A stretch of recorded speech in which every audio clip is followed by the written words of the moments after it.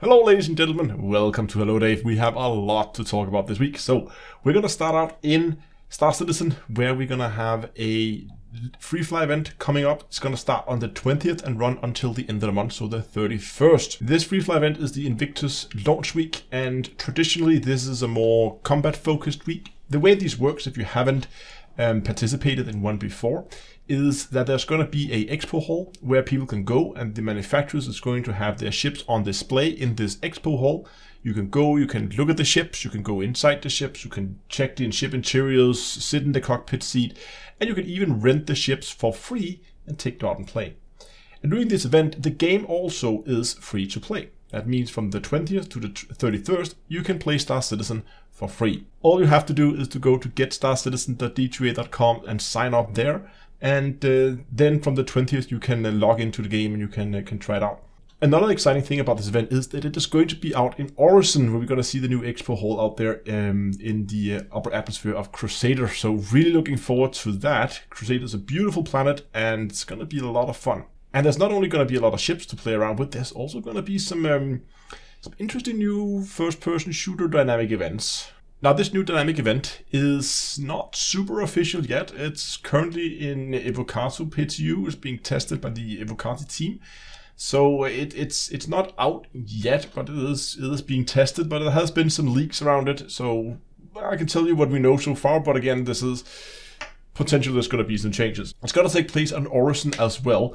And the way it's going to work is that some platforms on Orison, I think they're like quite far, like 100 kilometers away or something, like in the outskirts of Orison.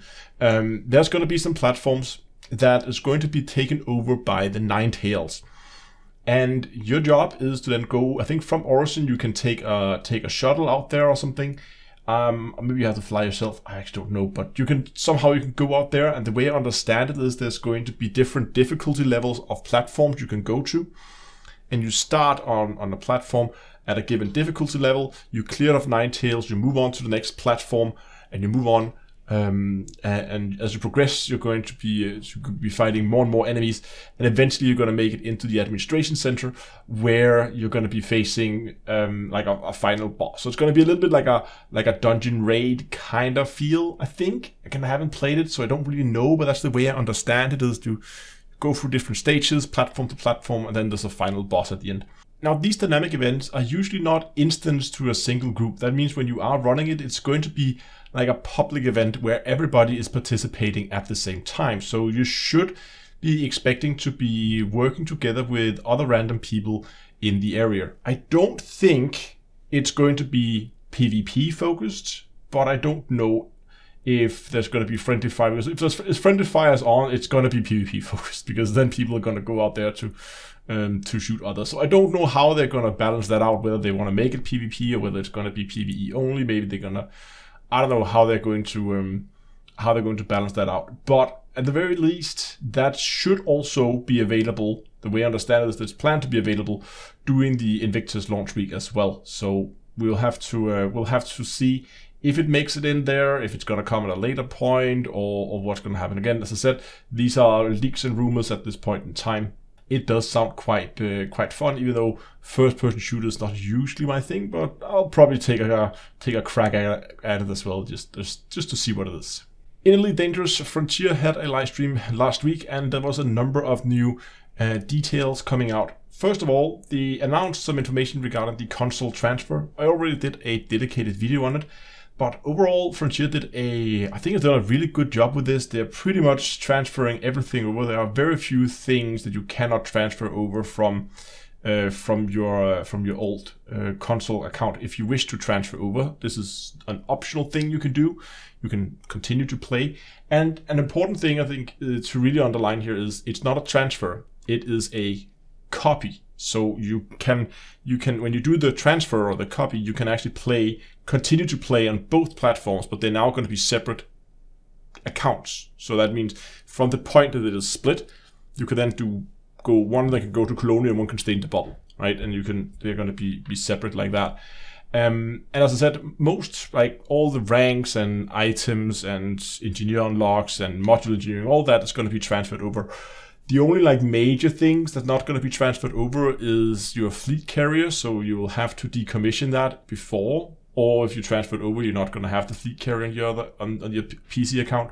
Your commander name may not be transferable, else you can end up in a situation where somebody has the commander name you choose on PC as well, and if that's the case, then obviously you can't have it after the transfer, which means you will have to choose a new commander name if that's the case. They also said that the live streams going forward will not be a weekly live stream, they will be going to be a fortnight live stream, meaning they will do every other week. Personally, I think it's fine. This live stream has been so far a little thin on content, so I can understand why they're choosing to go with a fortnight instead of every week.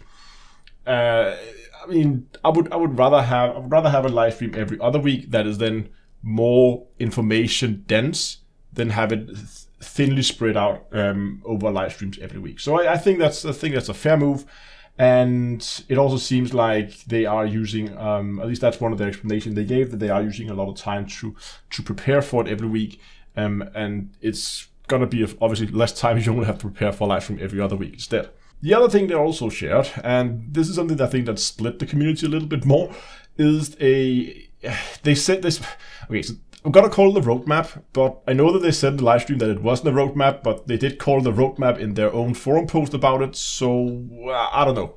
I'm gonna call it the roadmap, you call it what you want, but they shared a roadmap showing their plans for Elite Dangerous for the remainder of 2022 and also going forward into 2023. Personally, I found it quite underwhelming. There was most of it was just optimizations and bug fixes, which, I mean, obviously, yeah, that's nice to have. It's fine, but it's not something that is super exciting in my mind. There were some mission variants we're gonna get here in the beginning, like pretty soon, and then moving forward for the rest of the year, it's pretty much just lore events.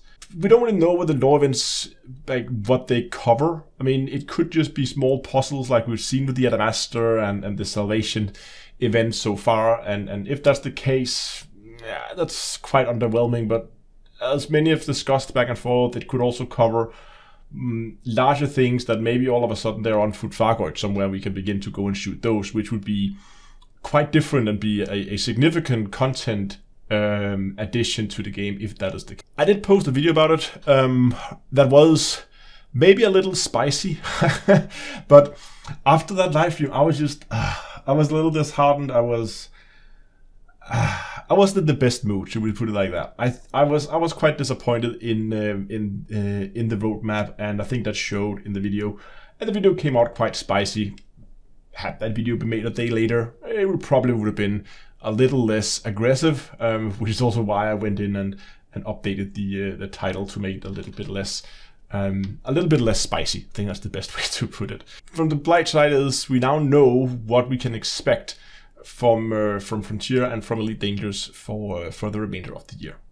Finally, I just want to talk about the live stream tomorrow. I'm actually planning to go and play on Howard. I want to do a live episode of Howard's O'Connor on foot only adventures. So that's the plan, and I'm gonna go and do that.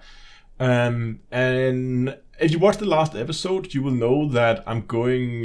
I'm looking for some engineering materials, and I'm planning to pick them up from a fleet carrier. So I might wanna pull in some people from chat, see if I can hitch a ride somewhere to a fleet carrier that can sell me the stuff I need. But yeah, we'll see. If not, I'm gonna find another way. I'm gonna raise my own trail, see what we can come up with. But if you have been enjoying the On Foot Adventures with Howard O'Connor, then do come by the live stream tomorrow, which will be live streamed on YouTube as well as on Twitch, and it will be at 7 o'clock in-game time.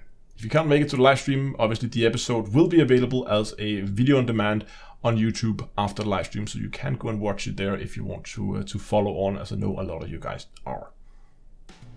Thanks a lot for watching, and also next time, I'll see you guys in space.